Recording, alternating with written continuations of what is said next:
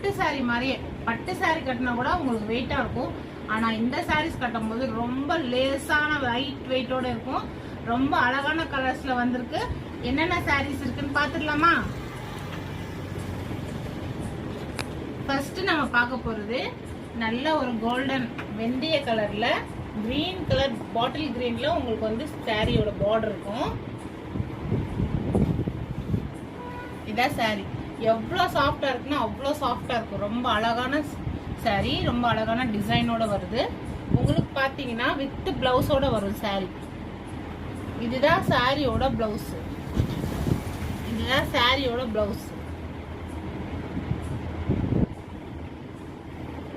சாரியில பாத்தீங்கன்னா உங்களுக்கு முந்தானி இருக்கு.